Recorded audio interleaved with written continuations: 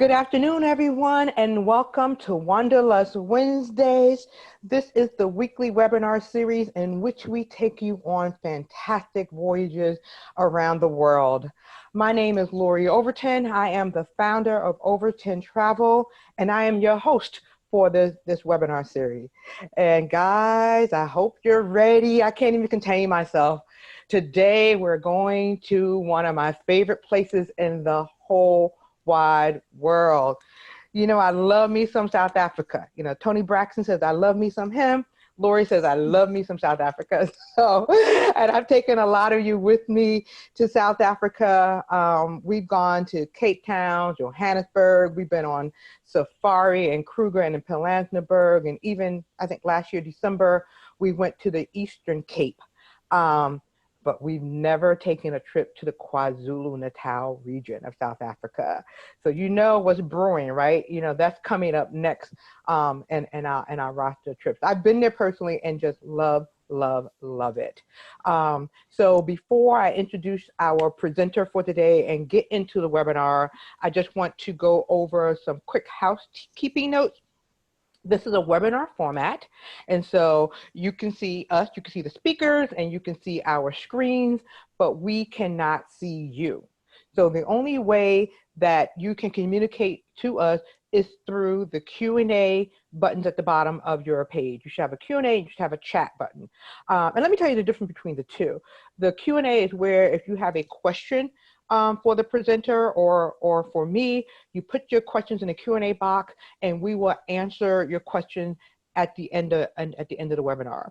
Then you have a chat button there, and the chat button is a way that all of the participants, you can communicate amongst each other. So some of you guys are regulars, you've been joining us every week, so you can say hi to your friend or say, ooh, I wanna go, or oh, that's beautiful. So chat, you kind of chat amongst yourself. When you have a question, please put it in the Q&A box. And we have Donna, who is our moderator. And at the end of the webinar, Donna will go through all your questions and we will get them answered. So without further ado, I'm going to introduce our presenter for this afternoon. Her name is Sabby. I'll let her tell you her full name, but we call her Tabby. She is joining us from her office in Durban, South Africa today.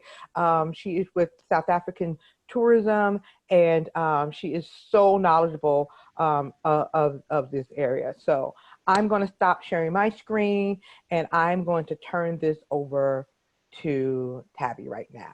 So it's all yours here. Perfect.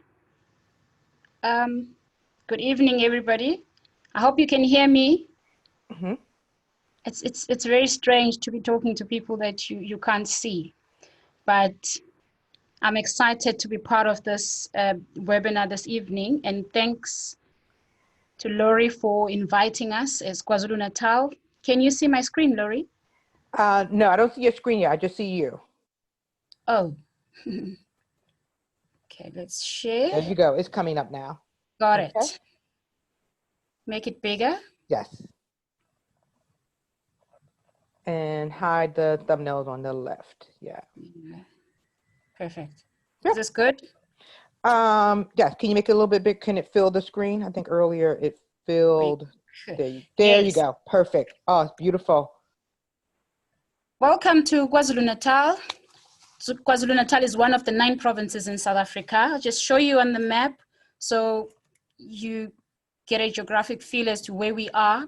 We're in Africa, South Africa in the middle, and KwaZulu Natal right on my right. I think it will be on your left. We are a huge area, actually. KwaZulu Natal covers 94,000 square meters of land in South Africa. We have 2 World Heritage Sites, and we boast an array of experiences ranging from colorful Zulu culture, beautiful landscapes, Big 5 safari, warm golden beaches, and adventure activities. And I would love to meet some of you when you do eventually come to KwaZulu Natal. This is post-lockdown and all the stress that's going around right now. But again, this webinar is to entice you to the province and help you make arrangements already for your future travel, because guess what? We are going to travel again. and KwaZulu-Natal is ready to see you. You may be wondering, how does one get to this area? We have quite a few international airline carriers that fly direct to the province, but we also have South African Airways that will fly into Johannesburg, then you connect to Durban. Emirates flies direct, of course, via Dubai and Qatar, Turkish Airways, British Airways, Air Mauritius. If you find yourself in the region, you can just connect and come to KwaZulu-Natal. Also, if you are in Namibia, for whatever reason, you can connect and come to KwaZulu-Natal. If you're in Botswana, Air Namibia stops in Gaborone, they can pick you up from there and you fly into KwaZulu-Natal. So there are quite a number of options when it comes to us, comes to you traveling to the province. Take you through quickly on our main attraction. I say it's main attraction because I just love it so much. uKahlamba Drakensberg Park. This is a World Heritage Site. It has loads of history dating from 2,000 years ago when San people lived in the area, and they left a mark there. They left the rock art paintings, which you can actually go and view while in the Drakensberg. But what I love about the Drakensberg is that if you want to soak into nature and you just don't want to do anything and reconnect with yourself, this is the best place to be. Beautiful landscape. It gets colder in winter, I must say, like in August, then you'll see the snow on the mountains, but it's beautiful. And for you to experience that, it's just something else. But you can also go to the cultural villages there, because we are, as KwaZulu-Natal, we're very big in Zulu culture. Now, there's no one spot when you can experience that. In and around the province, there are different villages where you get to interact with the locals. And there are those set for those travelers who don't have time to travel around. Then you'll find those just 45 minutes away from the city, set up for you to get the glimpse of the Zulu culture. But when you want to really soak into the culture, go to the villages and you love it there. Maybe, I'm not sure if I can show you a video now, but maybe I'll show you later. Let's continue with the presentation. There are some of the images of the Drakensberg. 4x4 trails. This is a very interesting trail. It takes you up to 2,500 meters above sea level. And when you travel this road, you go into Lesotho and back in a day. But you can only do this on a 4x4. It tests your adrenaline, but it's a wonderful experience, especially for those adrenaline lovers or adventure lovers. Big Five Safari. A lot of people don't know that we have animals in KZN. And maybe just to clarify myself, when I say KZN, I still mean KwaZulu-Natal, just the shortened version of it. We have the Big Five game reserves. We have quite a few on the northern part of KwaZulu-Natal. We have a few that have been introduced now in an area called the battlefields. Now, you'd know a lot of people wouldn't, especially Americans, wouldn't travel to the battlefields because before there was only just you and the history of South Africa and the battles that took place in the area, of which some people don't really like. But what we've done now, there's some kind of diversity when it comes to the product offering. There's wildlife there.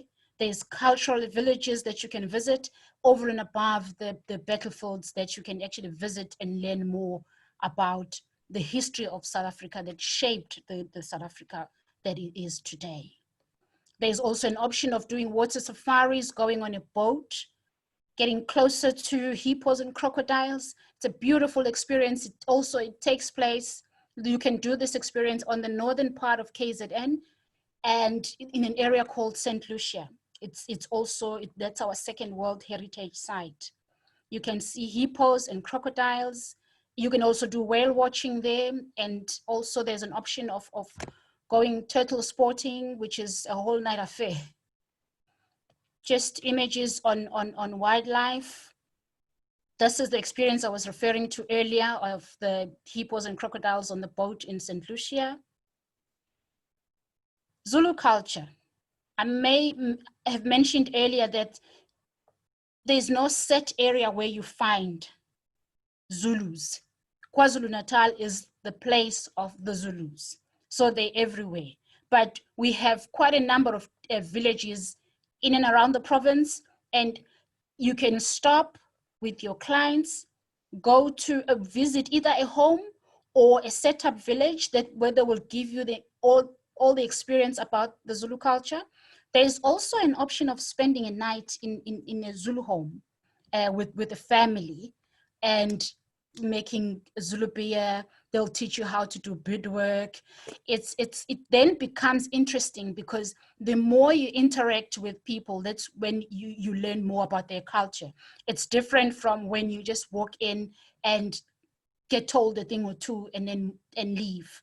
But we have an option of you spending a night in a traditional Zulu home and discovering even more about the richness of the Zulu culture and understanding why people do certain things. You know, sometimes you would find that you see people walking barefooted, for instance, and the first thing that comes to mind is poverty. When sometimes it's not the case. It's people choosing to walk barefooted because culturally it works for them. So there are those dynamics sometimes when we deal with culture. Shakaland, this place, I don't know if any of you, if you've once watched a movie called Shaka Zulu, you'll be familiar with this picture. This is where the movie was shot. And after the movie was shot, then they left this to be a village. You can visit this place. You can see, I mean, on the background there, the beehive huts. Spend the night and get the real feel of being a real Zulu. And when they wake you up in the morning, you don't hear any bells and alarms and anything. You hear the drum beat. You hear the chickens running around, and you really feel the rural life, the experience of the rural life. I touched on the battlefields, which covers the rich heritage of this province. And there's one piece of information that I'll share when it comes to the battlefields is, you know, the Zulus never had firearms in the past. So at some point they had to fight the English, and they defeated them in 1879. And the English came at them with firearms, and they only came at them with spears. So just that is those are some of the stories that the Zulu people pride themselves with, well, including myself. We also have, as part of our heritage, Mahatma Gandhi, who spent over 20 years in Durban and then left afterwards. So there is a settlement. If you have a client that's interested in the history of the country, there is a place called Mahatma Gandhi Settlement where they do guided tours and take you through around his life while in Durban. Mandela Capture Site. This is the spot where Nelson Mandela was captured and taken to prison on the 5th of August, 1962. Now there is a museum that's been opened there. So you don't only go there and take pictures of that monument, but you also get into a very beautiful and well thought kind of structure in terms of catering for the long walk of freedom theme. And you can visit the museum and learn more about what happened on the day, and also about the events that took place, culminating to this big event when he was eventually arrested. When it comes to accommodation, I just grabbed a few images where I just wanted to show you the options, whether you're on the beach in a modern area, which is Durban, or you are in the bush and you want to spend some time in a different kind of environment. There's a houseboat on Lake Jozini. And what's nice about this is it's in the middle of a game reserve. So while you're in the houseboat, while you're floating on Lake Jozini, you see the animals around you. And mainly elephants come to drink water and to swim. And it's a beautiful sight. Also, tented camps if you're looking for something more adventurous in the bush, or sophisticated bush life. Those are the accommodation options that I can actually show you. But roughly, I think I'd prefer for now that we go through the questions, because I may have touched briefly on certain things, but I didn't really go deeper into things that you may really be looking for. Like, for instance, Laurie, we spoke about food, cuisine, and we are big on cuisine in this area. But I didn't really get good pictures, because I was looking for those images that will make you want to come here and taste our food. So can you tell us about the cuisine? Like what, what's the basis of the cuisine? Like what do you eat a lot of? Okay, we're very diverse in this area. In fact, South Africa as a whole, we're modern, we're diverse. Everything you will find everything here. So traditionally, our food is very much it's carb based. So you'll find that we eat putu, which is made out of millimil, where we boil water, we put millimil, and that becomes a thick kind of porridge. Mm-hmm. Or we cook samp and beans, or we make steamed bread and spinach and braai meat. I think you call it barbecue. Yeah, barbecue. Yeah, braai. So braai is for Braai those is a who yeah, big thing South in this Africa. area. Yeah. Mm-hmm. And then, of course, if you're looking for something sophisticated, we have world-class restaurants. We have some of the big chefs in the country come from this province. Mm-hmm. So there's an area in Durban called Florida Road. It has over 50 restaurants and bars and nightclubs. Mm-hmm. So you can do restaurant hopping, and you can taste beer here or drink wine there and have your meal elsewhere, but you're still on the same street. And then you can go clubbing all night if that suits you. So when it comes to entertainment and fun and nightlife, we have that covered. And when it comes to cultural experiences, we have that covered. So when you come to KwaZulu-Natal, we call ourselves a destination that has it all. Okay. Which sometimes makes it hard for me to do a presentation like this, because then I just don't touch all the points the way I would want, because I also believe in our map, because our map just does it for me. Mm-hmm. That you pocket the areas to say wildlife is on the northern part, but it's no longer that way these days, because we also have wildlife in the Battlefields area. Mm-hmm. So, and it's all big five wildlife. So if you're looking for wildlife experience, you don't have to go anywhere else and then come here for the beach experience. No, you can do your beach experience here, your beautiful mountain scenery here. You can go hiking on the mountains in the Drakensberg. You can spend your time under the Tugela Falls, which is the second highest waterfall in the world. You can just spend time with the locals. It's entirely up to you. You can spend a month, you can spend 7 days. It really is a vast province with quite a variety of experiences. Yeah, and I definitely agree. That's why I'm so excited about this. So I have just a comment. If you could stop sharing your screen now, Fabi, then our picture will be bigger. Yeah, there you go.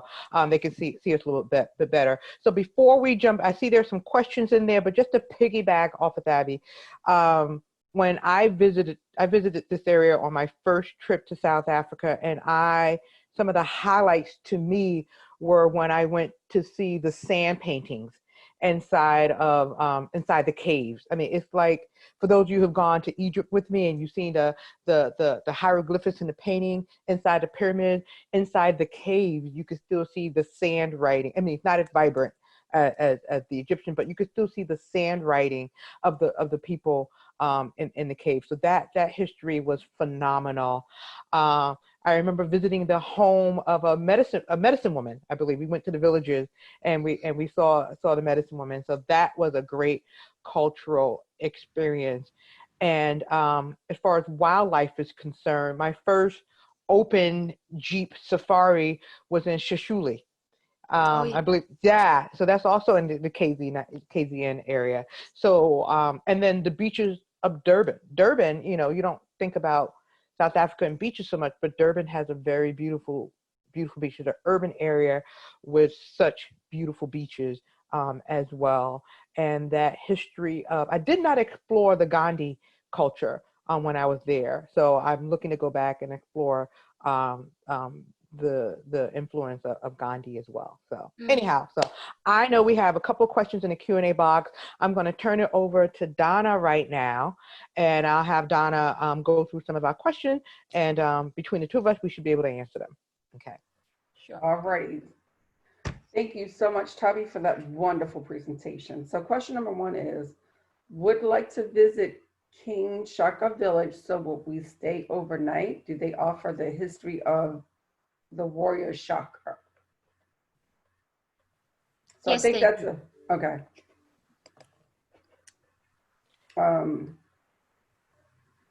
So Lori, that was like, if you go, would you be staying in that area overnight? Would you make that part of the trip, or would that be a second trip? I'm not sure. I haven't planned the trip yet, and it also depends on. I mean, it's something I would look into. It also depends on, can they accommodate groups. So, Gabby, is it something staying over? You know, you have to be a little careful when you're with groups as well, as far as where you're staying.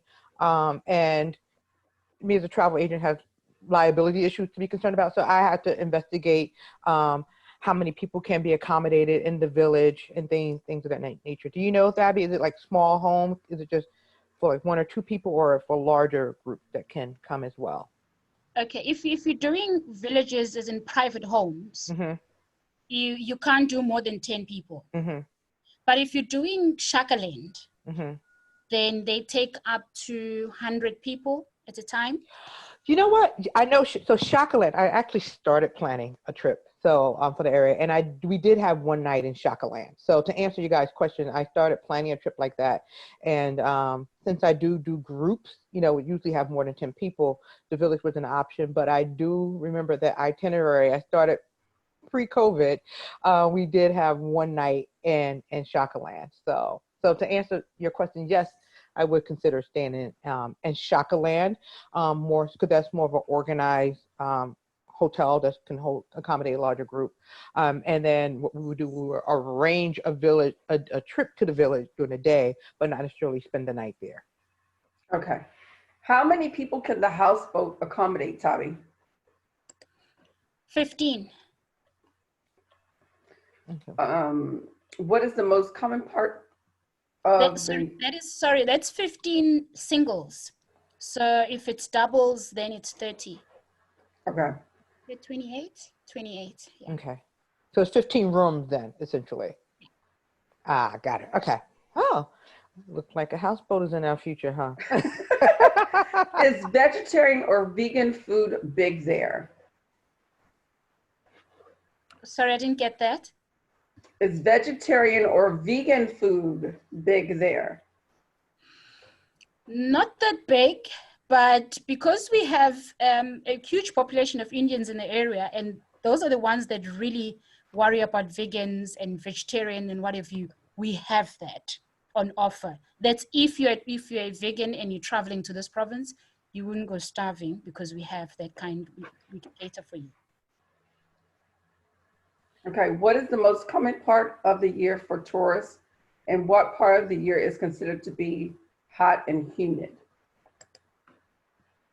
The first part is, what's the best part of the year The to common visit? part of the year for tourists. The high season. Yeah, high season. It's January, February, March, not much in April because it's high for domestic.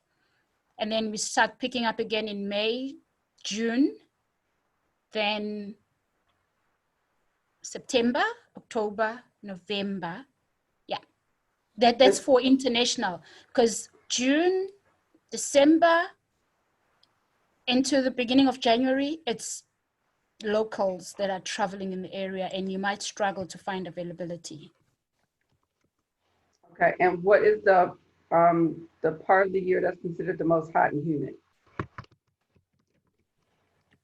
The part that I consider as Hot and humid. I think your summer. Durban. The coastal areas could be Durban, southern part of Durban, because I'll tell you what, our coastline is about 600 kilometers. and it's humid, but the most humid time of the year is February. Okay.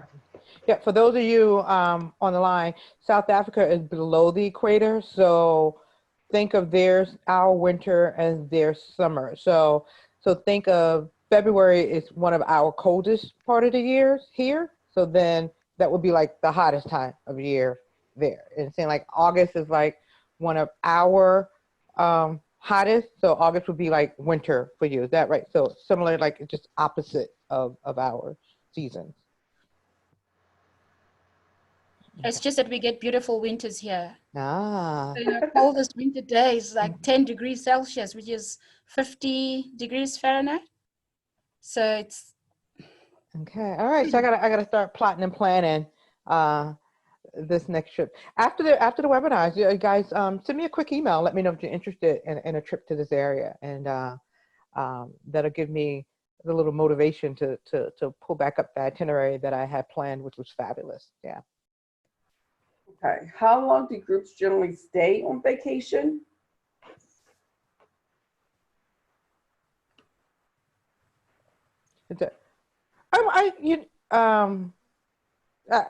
I was going to plan about a 10-day trip, but Fabi, I mean that's typically what I was looking at. If I were to go like 10, 12 days were typically what I would do.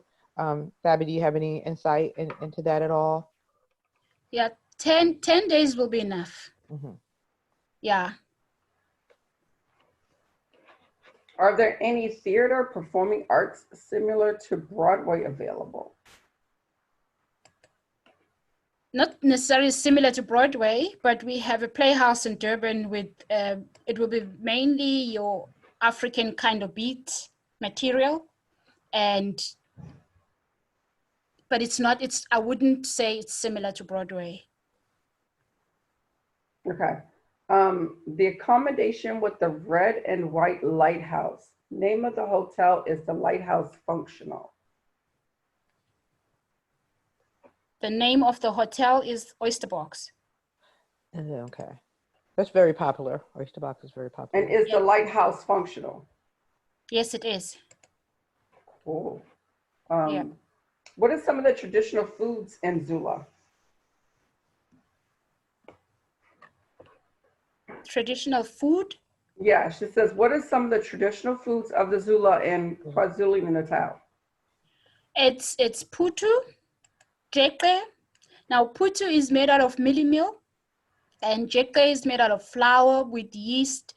And then you boil it or you steam it, and you get steamed bread out of it, and then veggies, all sorts, and meat. We're big on meat. Okay. The person says, I love South Africa and would love to spend more time with the locals. How would you prepare a visit that would incorporate local living/eating? Local eating? Mm-hmm. Yeah, I think we touched upon that a little bit when we talked about going to the villages and being with the locals. I think we can go to the villages and can the villagers prepare a meal for us. We did something similar to that when we were in the Eastern Cape. The villagers prepared lunch for us. And we've also done something similar in Cape Town when we go into like Langa to the townships. And usually we have some locals. So when we do a village visit, can they prepare a meal for us? That's something that can be done. It can be done, but there's also an option of preparing your own meal. Now that you really want to go all out with the experience, you can prepare your own meal. Okay. We did it last year during Indaba with the trade members that we hosted to a place called the Valley of 1,000 Hills. And they got the feel of what it takes to make steamed bread. Okay. And I remember this is a lot of work. And then I'm sure, are there any restaurants per se that are locally owned by some South Africa, by Black South Africans or so if we wanted to support, the local people that we could visit. I always like to incorporate that in with the mix of, of all the fine dining. We do a variation of things as part of the trip. Yeah, we have restaurants that are owned by Black South Africans that are fine dining restaurants, and your cultural Zulu traditional restaurants. And we also have, what I need to maybe touch on is areas that we call townships in our country, like Soweto. You may have heard of Soweto. Here we have Umlazi, we have KwaMashu. Those also would give you a different experience and different perspective when it comes to the culture of South Africa generally. Because it's you will see modern Zulus there who do things very differently to those that you will see in the villages, but who also don't want to lose who they are. So it's a very different mix, and it's an interesting part of our country. And if you do have time and if you do come here, I would encourage you to visit a township. They have restaurants there as well, good food. You just choose from traditional dishes to sophisticated dishes, and they make. There's a lot of music and dancing now. In Africa, that's who we are. There's a lot of song and dance when we do things. So great. I'm looking for. Okay, great. So we'll definitely talk when I put together an itinerary, because on the other trip we always visit in Johannesburg. We go to Soweto, and then when we're in Cape Town we visited Langa. So that's definitely a part of each of my trip to South Africa is to get as close to our people as we can. When you come here, you'll visit Mlazi. Okay, Mlazi. Okay. It's another township. Okay. All right. Great. Thank you. Yeah. All right, Donna. Lori, this question's for you. Are meals included in the cost of the trip? So Lori, can you just go into, when you plan a trip, everything that you do like a little mini presentation about that? Oh yeah, so sure. So whenever and this is true for all of my group trips. Breakfast is included every day in the tour, and then most of your meals are included. So most of your lunches and most of your dinners would be included. But not all of them, because I want to give you some flexibility to try things on your own. When group travel is fabulous, but sometimes you have your individual things that you want to try on your own. So I'll leave you some lunches on your own, or some dinner you can try on your own, because you may want to try a restaurant that someone else doesn't want to try. So I would say that most of your meals will be included, but not all of them, just to give you some flexibility. And then just to touch on another thing, and then so most of your meals are included, and typically almost all of your tours are included. So when you go on an Overton travel trip, usually I would include the airfare, all your accommodation, most of your meal, and almost all of your tours. I don't give you as much free time as you want, but I can't say as you want, but I just try, if you're only there 10 or 12 days, I try to fill it up as much as possible. I'm getting better at that. But if you have some free time, whatever you do in your free time, of course, is not included. But for the most part, I would say 85-90% of your trip expenses are covered with the cost of the package.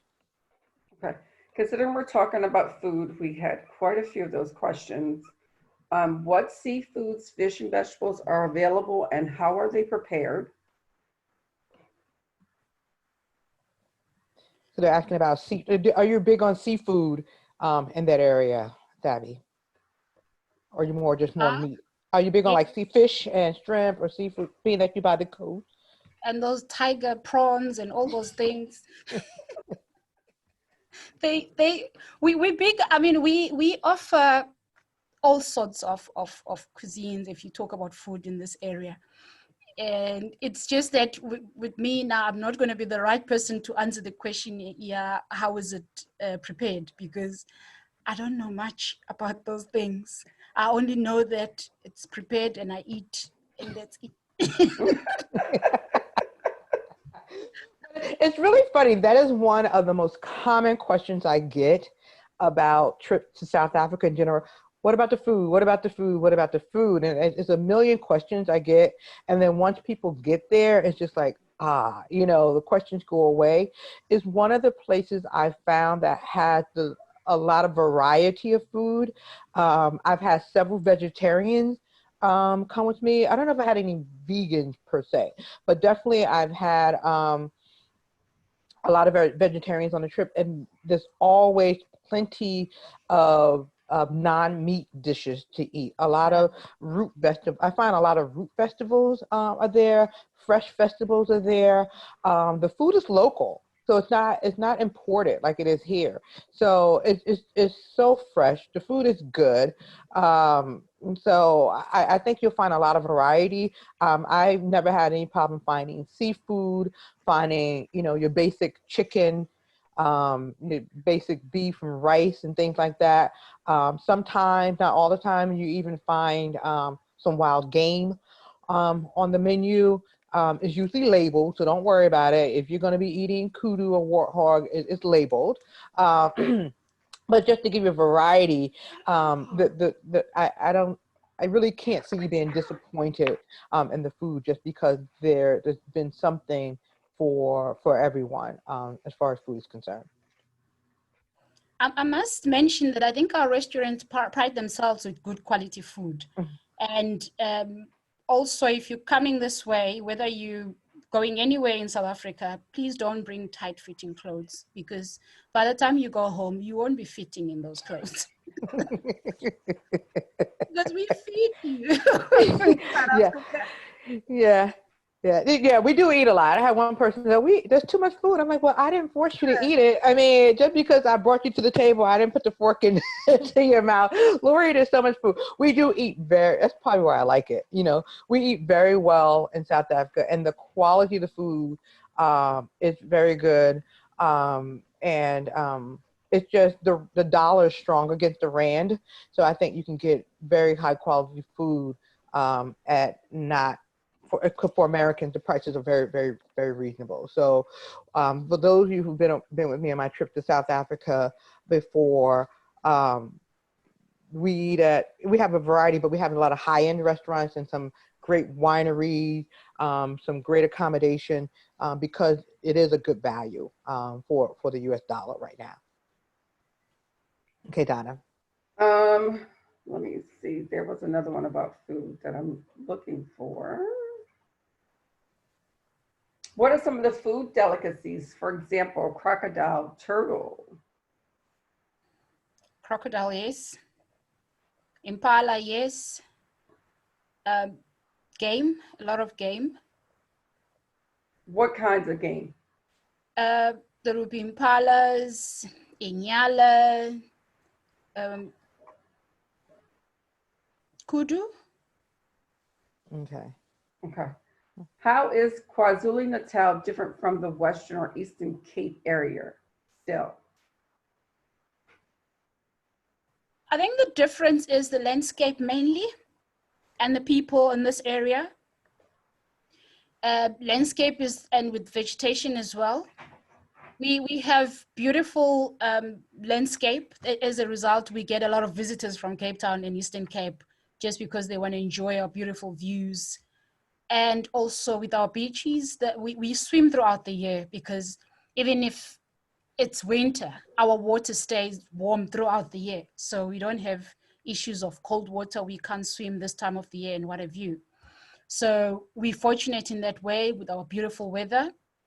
And also the quality of the tourism products that you would find, and for the money that you pay in this area. Okay, Lori, this is for you. Will we explore the nightlife as a group as far as dancing and concerts?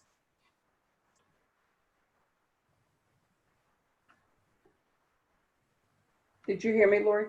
No, I didn't. I actually zoned out for like 2 minutes.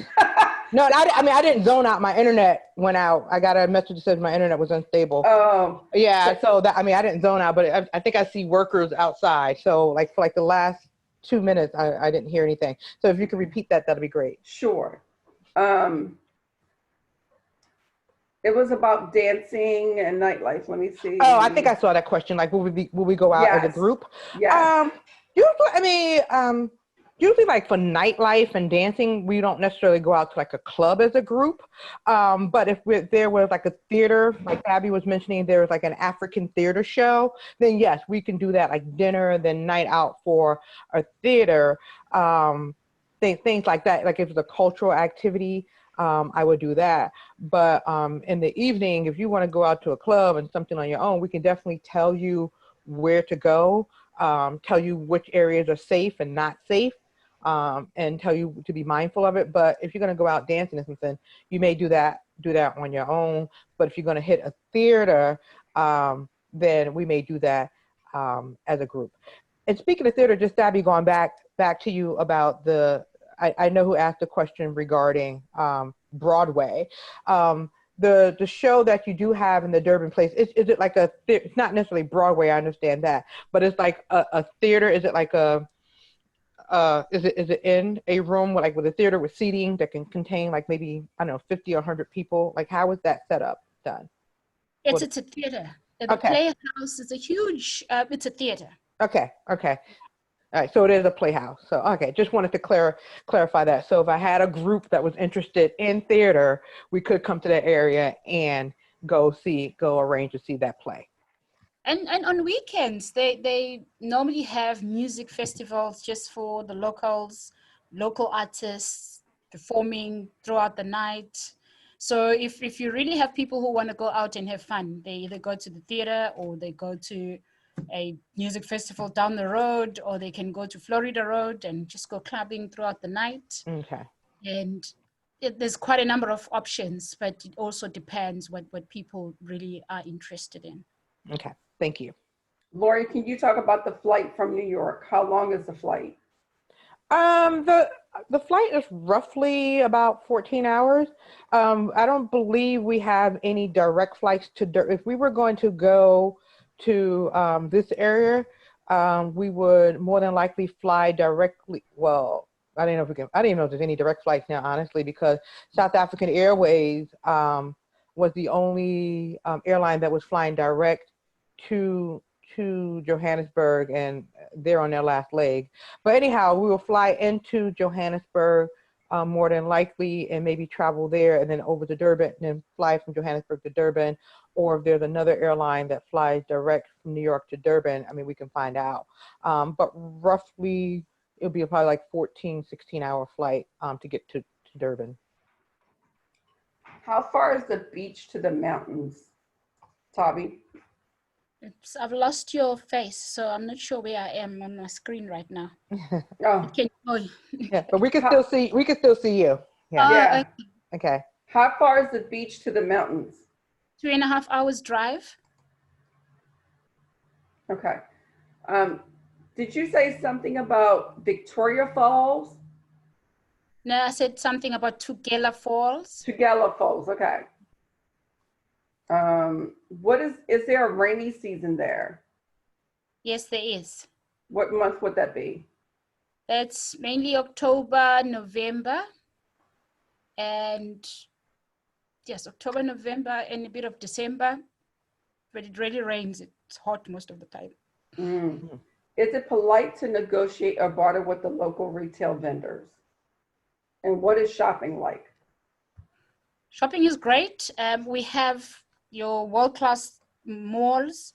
We have factory shops, what we call factory shops, where they sell those items like, you know how Ross does, the kind of Ross stores, Ross department, Ross. You know, there's a department store called Ross in America. Oh, Ross, like TJ Maxx and Ross and Marshalls. Yeah. Yes, we have those.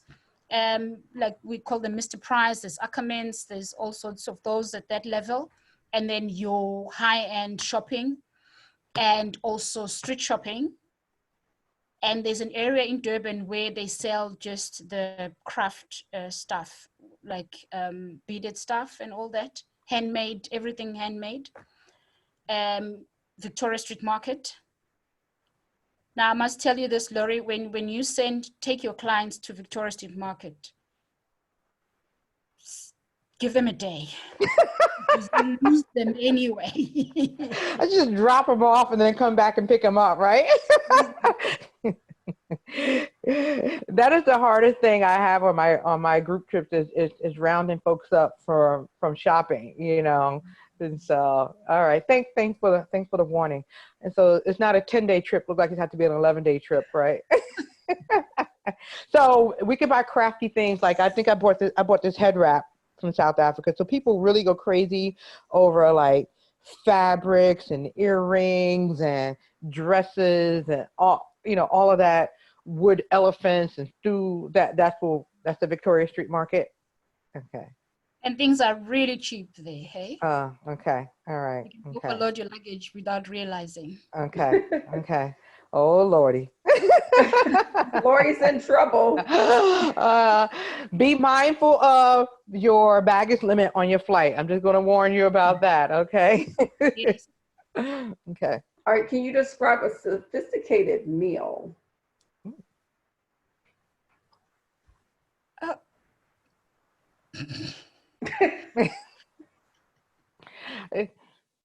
Okay, for me, being a Zulu girl or Zulu woman, a sophisticated meal, it's one of those with shrimps and all those sauces that you have to know the proper names for. Those things that are just too sophisticated. And me as a Zulu girl, I know my putu, my pap, my steamed bread and meat, and that's it, I'm done. Now, when I'm having to go to this something plate that looks like a 5-star on its own, it's sophisticated in that way. Mm-hmm. So now the thing is, with what is sophisticated to me may not necessarily be sophisticated to you. I don't know if you get what I mean. Yeah, I get it. Yeah. I would say it's the same thing as here. I mean, I would see no different than if you were eating a local meal here at home or going to a local restaurant than if you then went to Ruth's Chris or if you went to, I don't know, some high-end Michelin star restaurant here. So I think whether it's the home cooked food versus the high-end restaurant food, it would be the same comparison between here and South Africa. Yeah. Okay. I like the wines in South Africa very much. So that's you get a lot of good wine there as well. Hey, Lori, can you talk about the shopping there and the local markets, considering you've been there? Yeah, I mean, I would say very similar to market shopping at most places around South Africa or any other places in the world. As far as the market shopping is going to be with your locals, you are expected to barter, and bartering is it's a game. So if you're not in the mood to barter, then I feel bad for you, but just get in the mood. You're gonna barter. You're gonna look around. It's always a game. You never go at the first price. They say whatever 100 rand, and you go 50 rand, and then you take it from there. But you can buy fabrics. You can buy dolls and baskets, the Zulu baskets. I don't know, just tons of local different crafty items, jewelry, and things of that nature. So it's a great place to get those unique items that you won't find in your standard, department store. All right. Can you see both beach and mountain in the same day, or is it necessary to fly or drive several hours from coastal to mountain areas? You can see it in one day, but you'll have to drive. For instance, if you arrive in Durban, spend the night in Durban, and then you'll have your beach experience. And then later in the day, drive to the Drakensberg, and you'd have done both. Okay. Is a visit to an orphanage possible? Will we be able to make donations or bring gifts? Yes, you will be able to do that, but those are done with prior arrangements. but they're possible anyway. I mean, we have a lot of those in and around the province, so you wouldn't have a problem finding one. Okay. What would a water safari include? How long do you stay on the water? What types of animals? So let me, Gabby, can you touch on, is St. Lucia in the area, or is Samangalenga? Am I saying that right? I know the St. Lucia estuary, but there's a, yeah, that is the World Heritage Site. Yes, Right? it is. The Okay. World Heritage Site. It's about 332,000 hectares of land, and with 8 ecosystems. So with the oldest sand dunes in the country, they have over 500 species of birds in the area. There's also a game reserve in St. Lucia, a big 5 game reserve. And also that water safari, which is where you get to see hippos and crocodiles at a very close range.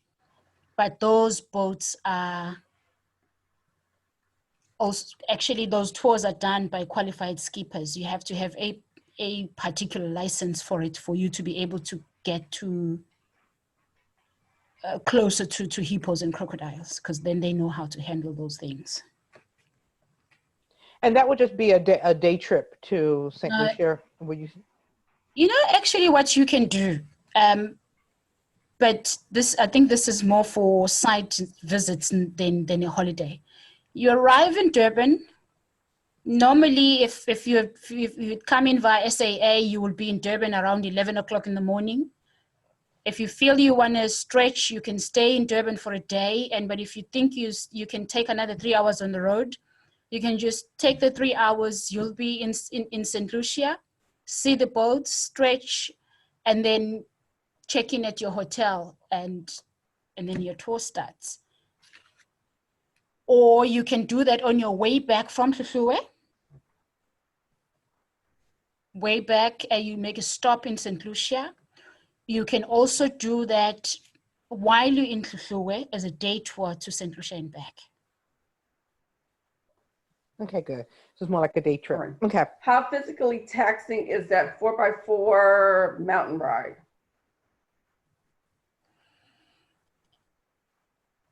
I guess it depends on your strength as well, but it texted me emotionally because I didn't expect to be looking like this over the mountain. But if you really are up for the 4x4s and you want to test your adrenaline levels, yes, it is testing, I must say.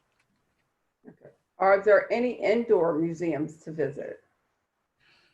There are plenty of museums in Durban. We also have an aquarium in Durban, and they also do shark cage diving in the aquarium. So, but when it comes to museums, we have plenty, especially in the city of Durban. Okay. Do you travel throughout Africa, or favorite place other than your home? I do. I have friends everywhere in Africa, so I travel. Okay. What are the major vaccines? What are the major vaccines are recommended, and what is the average price of a 10-day trip? So, Lori, do you want to talk about the vaccines? And Sure. The vaccines that are recommended are hepatitis A and typhoid fever are your vaccine. Stabby, is KZN, is that a malaria area where we have to take malaria pills there? No, we're malaria free. You're malaria free? Okay, great. So just hepatitis A, typhoid fever, and then your normal tetanus shot would be recommended. But you can go to South Africa without, there's nothing required, they're just recommended, put it that way. So no one's gonna ask you for your vaccines. Pricing of the trip, I haven't priced, typically my South Africa trips run between around the 4,000 range, including airfare. So I haven't particularly priced it out yet, but just to give you a ballpark, between 4 and 45 or so is what they they range right now. Okay. Okay. What are Zulu artisans known for making, and what are the most popular crafts? Please repeat that for me. What are Zulu artisans known for making, and what are their most popular crafts? Well, we're known for making, especially beadwork. Let me just show you what we're known for.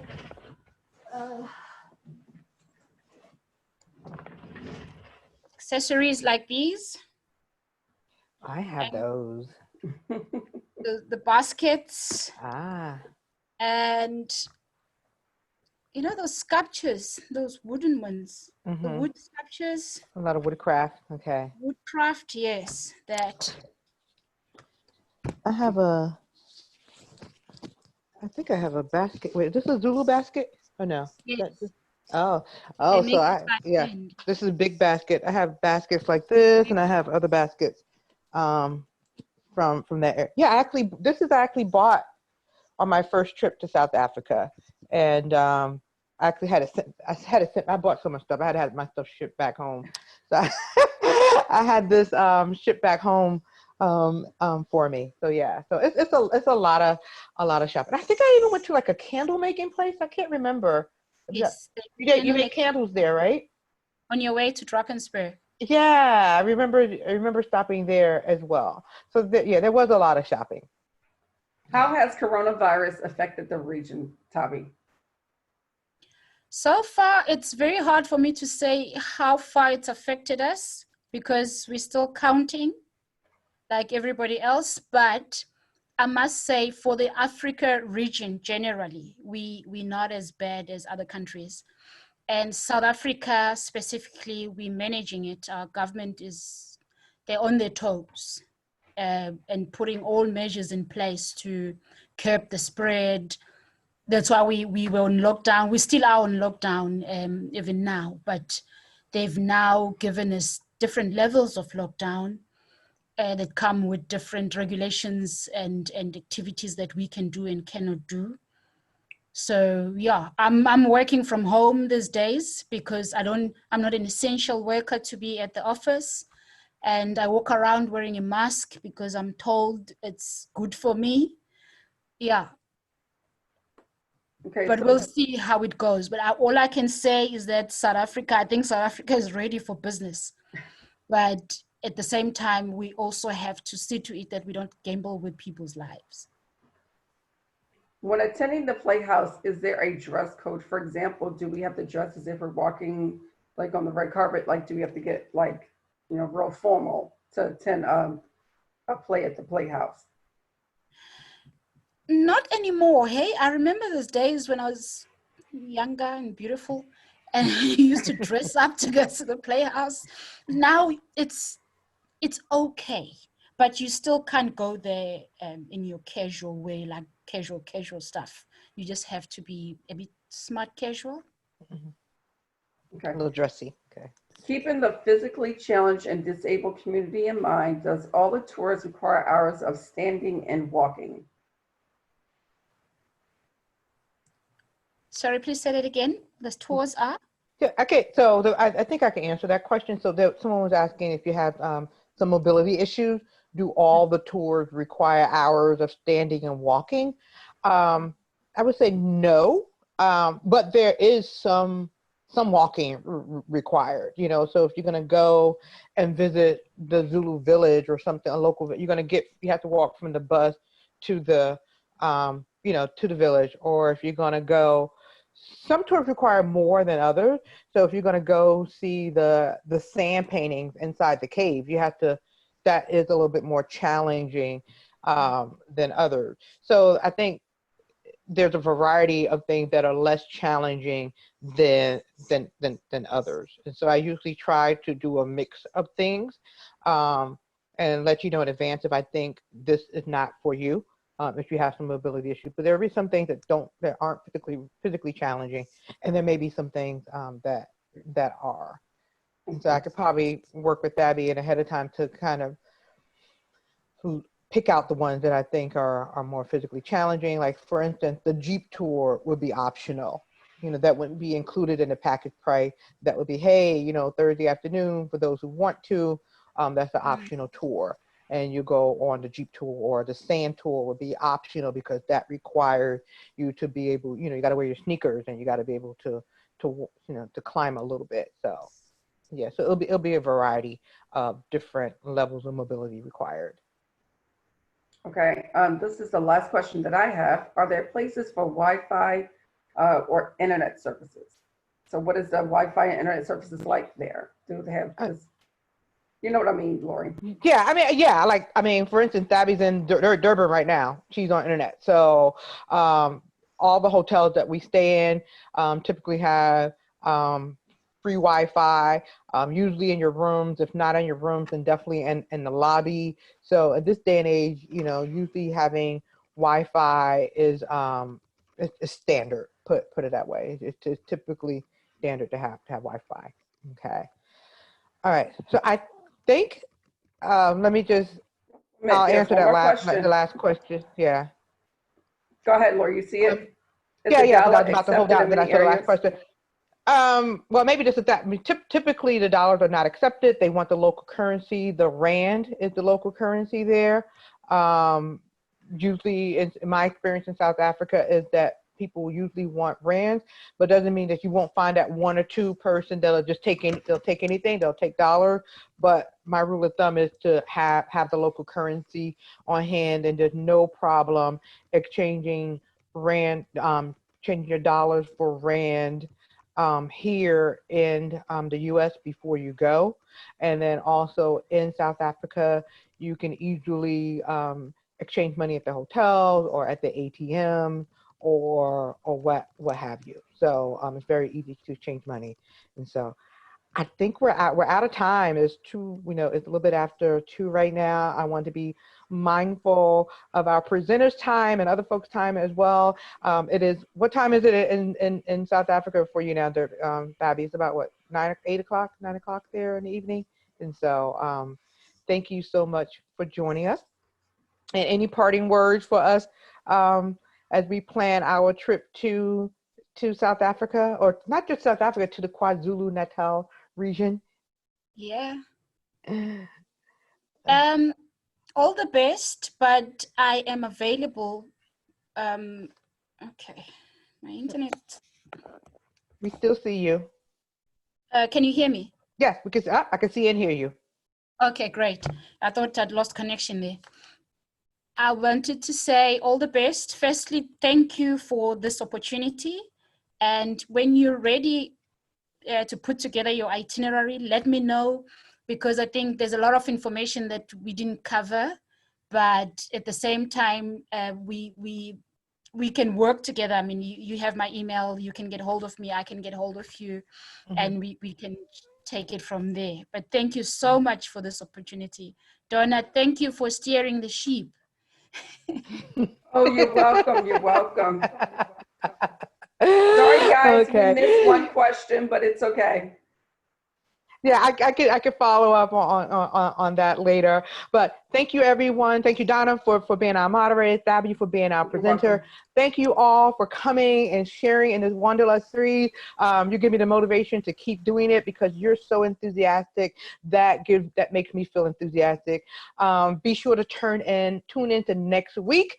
So we are taking you from South Africa this week. Next week, we are talking about the national parks in the U.S., Alaska and Canada. We're going to do some train trips around the country. So 2021 is going to be fabulous. We're going to take you domestically and internationally. So be ready, be geared up. Thank you all for joining. I look forward to seeing you next week. Be well, stay safe.